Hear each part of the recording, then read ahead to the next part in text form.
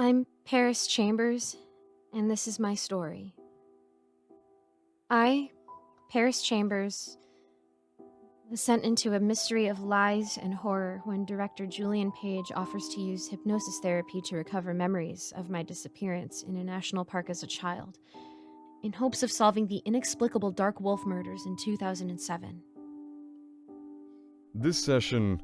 Julian began, letting me into his office. As soon as I entered, the noise from the outside world died down and quieted to nothingness. We'll conduct an interview. I recollect the events of my last session with the expert doctor, let's say. Julian was neither quite at the professional level, yet knew a great deal of certain medical applications. An interview? I asked. Why not send me into a drug-induced state to recover memories again?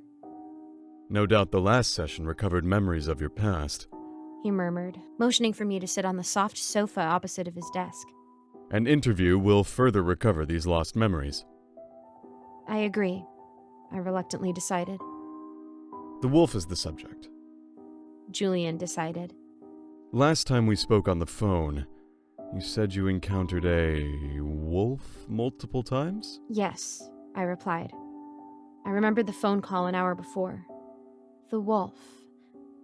This must connect to the murders of 2006, or was it 2007? I'm not clear on that either. Julian managed. Now let's begin. I agreed and motioned for him to turn on the recorder. My name is Paris Chambers, I began, speaking for the machine. And this is the story regarding the Dark Wolf murders. So let's begin from the beginning.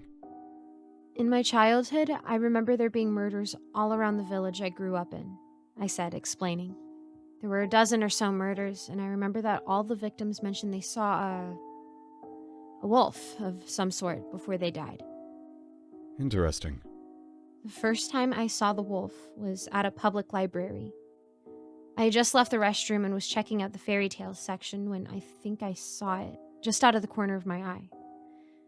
I sighed. It looked like a shadow at first, nothing. But then I saw it move, stand up, sort of like some sort of bipedal wolf. Except it wasn't. The shadows were too dark, and its eyes were red, or were they yellow? I had forgotten. Did it even have eyes? And then? Well, then it spoke, but not really, I explained. It was like I heard its echoing, booming voice in my mind. It's hard to explain. And it was like the words were there, yet not quite there all at once. Fascinating. It said for me to be careful or I might get eaten. And then it smiled this evil smile, smiling with dark shadows that bent awfully.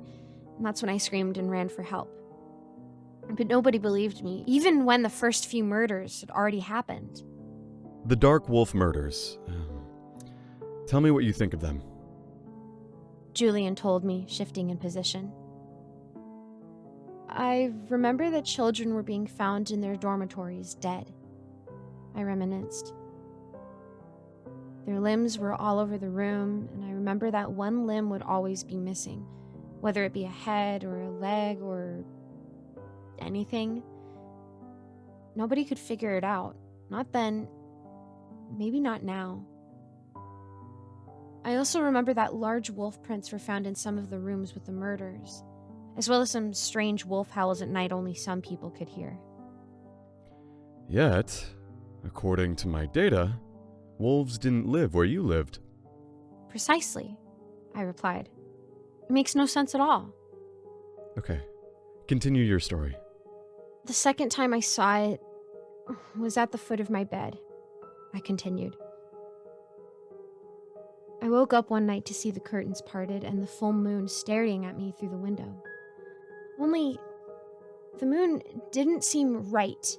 It was too bright, too white, too eye-like. I then had the sudden grip of fear, like I was being watched, and then I saw it at the foot of my bed. The wolf. I tried to scream for my roommate who was sleeping below me for help, but I just couldn't. I sighed deeply, remembering. The shadows looked like the big bad wolf, from kids' books. Only far worse. Not fictional, not cartoony, but this wriggling mass of worms making up a wolf. That isn't good. I finally got the courage to move, and I looked at a nearby mirror to find my roommate Tiffany gone. The bed was made, yet there was no sign of her. The wolf just sort of stood there and cackled, and I ran. I just ran out of the room, looking for someone, and I heard the big bad wolf follow me slowly, just walking. I heard big, loud stomps, just always behind me. Did you find someone?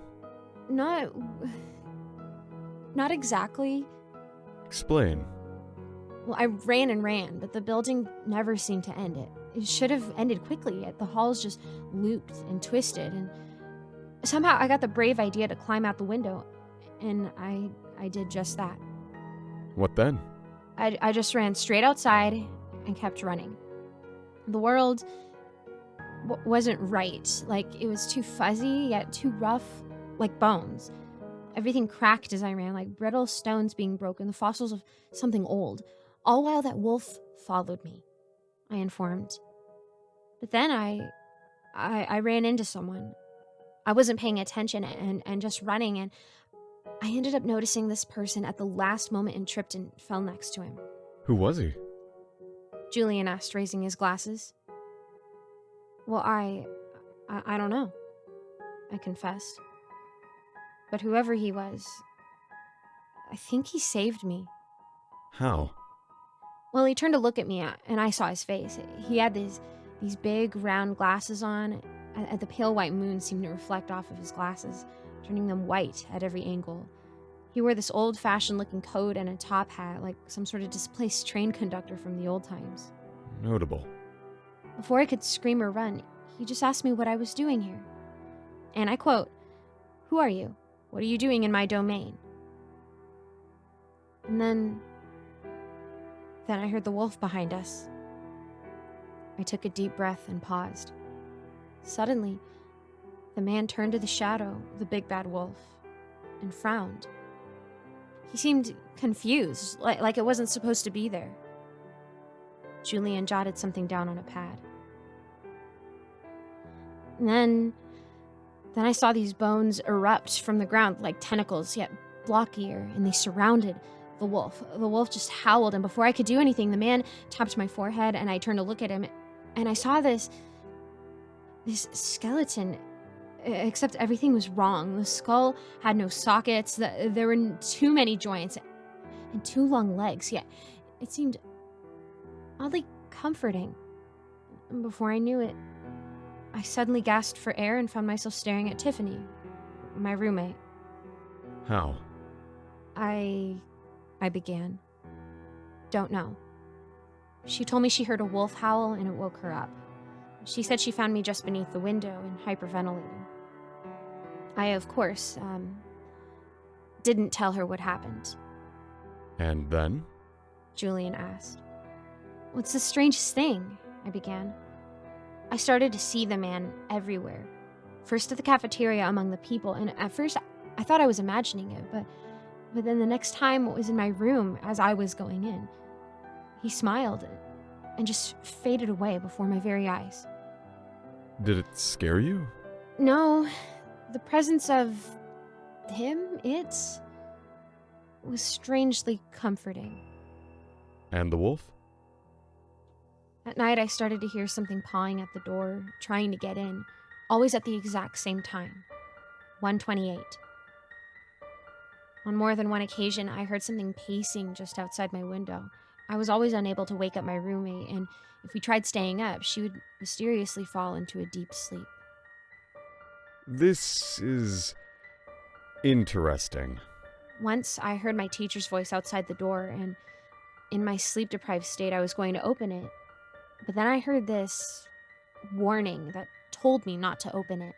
And then I peeked through the keyhole, and I saw the big bad wolf again. And it opened its mouth to speak, and the words that came out were in my cousin's voice. Terrifying. One of those days, something odd happened, I recollected. It was perhaps the worst night, and the big bad wolf's shadow, just a silhouette pacing outside my window, was loud, and he, or it, was scratching at the glass. I took a peek and saw the same shadowy grin, causing me to jump back, but the window, it cracked, and the cracks were beginning to spiderweb. That can't be good. There was nothing I could do to prevent the wolf from breaking in, and whatever it was planning, I explained. But then I felt this sudden unity inside me, like all my bones and organs were working as one. And then I didn't hear or see the wolf. The window was open, my roommate was gone, and I saw the strange man outside on a hill, just peacefully overlooking the forest. That's when you... When I blacked out. When I came back to, I was in the hospital, and it was a solid month. You vanished in that forest for a month and have no recollection. Julian affirmed. This man, this person, is something we must look into. With that, I believe that is all. And that was that.